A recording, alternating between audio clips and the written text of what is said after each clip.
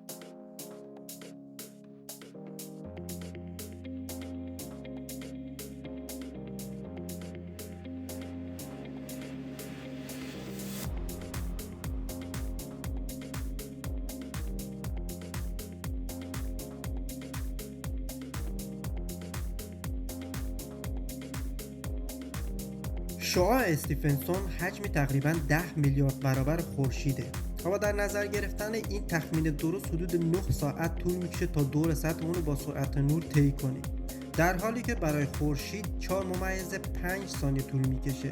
اگه در مرکز منظومه شمسی زمین قرار بگیرید تا مدار زحل رو میپوشونه.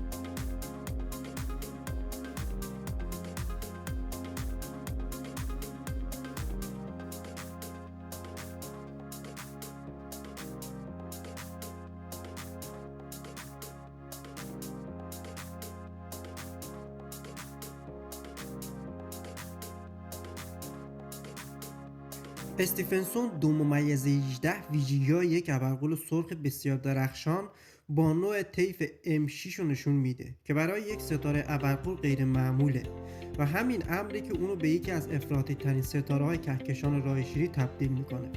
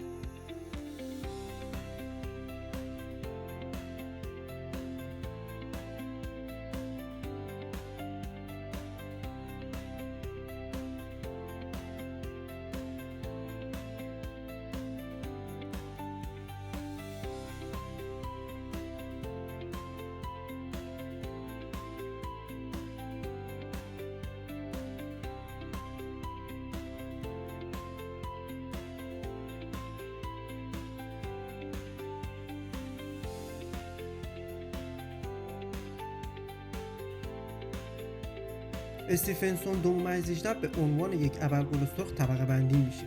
با این حال بیش از حد قابل توجه مادون قرمزش که حاکی از یک اپیزود از دست دادن جرم شدیده. این ستاره ممکنه یک ابرقول سرخ مانند باشه. همچنین گفته میشه که استیفنسون در آستانه بیرون ریختن لایه‌های بیرونی خودشه و تبدیل شدن به یک متغیر آبی درخشان LBV یا ستاره ولفرایته.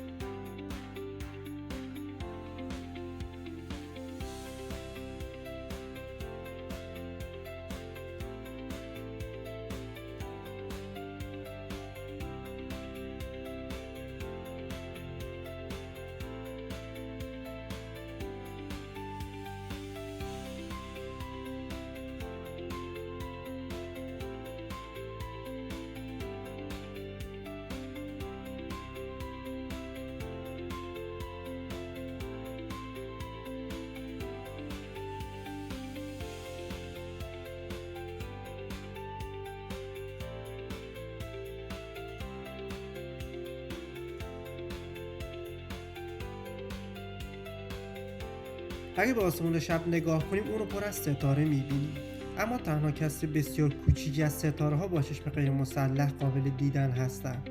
ستاره های موجود در 10,000 میلیارد کهکشان جهان قابل مشاهده ما 10 میلیارد تخمین زده میشه. این به این معنیه که تقریبا حدود 10 به توان 24 ستاره فقط در محدوده دید ما هست.